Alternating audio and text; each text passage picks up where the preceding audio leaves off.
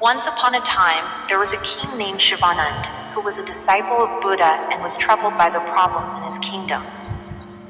King Shivanand used to be very cruel and harsh. Because of his strictness, crime was low in the kingdom, and people lived in discipline.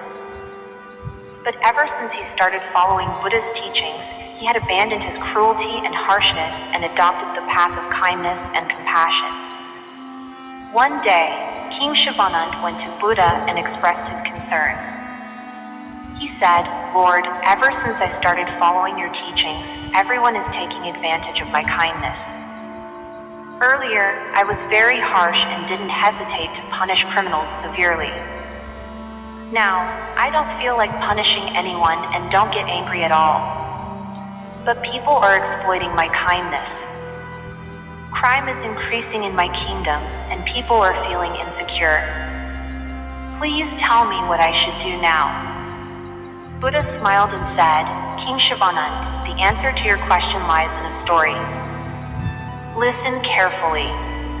And then Buddha began to narrate the story. Once, a venomous snake named Nagaraj lived under a large tree on the edge of a village. This snake used to attack people without any reason, and many people had lost their lives because of its deadly bites. People were terrified to go near the tree. One day, a monk named Devmitra happened to pass by the village and decided to rest under the shade of the tree. The villagers warned the monk about the snake, but he simply smiled and began to meditate under the tree. As the monk was meditating, Nagaraj emerged, hissing angrily. The monk met the snake's gaze and began chanting a mantra. Miraculously, the snake started communicating with the monk and said, "Hey man, aren't you afraid of me? How dare you intrude into my territory?" The monk responded compassionately, "My friend, why should I fear? I fear nothing, not even death. It seems that you fear death, which is why you bite others." Nagaraj was astonished by the monk's words. He said, "You are right.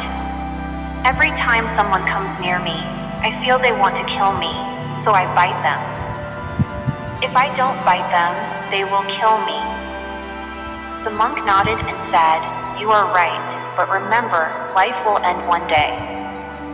Therefore, it is not appropriate to harm others just to save yourself. Let go of this fear of death and replace it with love for everyone."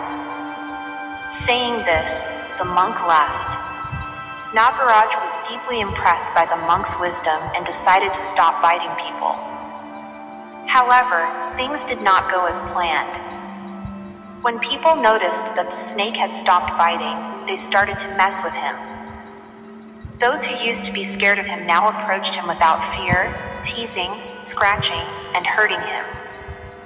Consequently, Nagaraj found himself wounded and hurt all the time. He was very upset and going through the toughest time of his life. Some time later, the monk Devmitra returned to the village and sat under the same tree. To his surprise, he found Nagaraj in a pitiful state. The monk asked, "My friend, what happened? Who has harmed you?" Nagaraj replied, "Oh blessed one, you advised me to be kind and stop biting. Since I followed your advice, people have stopped fearing me and instead torment me. Now, nobody is afraid of me. People come, hurt me, and leave me in a miserable condition. Life has become very difficult for me." Hearing this, the monk responded, "My friend, it seems you misunderstood my teachings. I told you not to bite others, but I never forbade you from hissing in self-defense." After sharing the story with the king, Buddha asked, "King, have you found the answer to your question? It seems you misunderstood my teachings much like the snake did. I told you to let go of your cruelty, but I did not mean for you to abandon your responsibilities as a king. If you want to maintain order in your kingdom, you must be tough enough to punish those who break the law. Your people should respect and fear you, or else crime and chaos will spread in your kingdom. Without a strong leader, neighboring states might even attack your kingdom.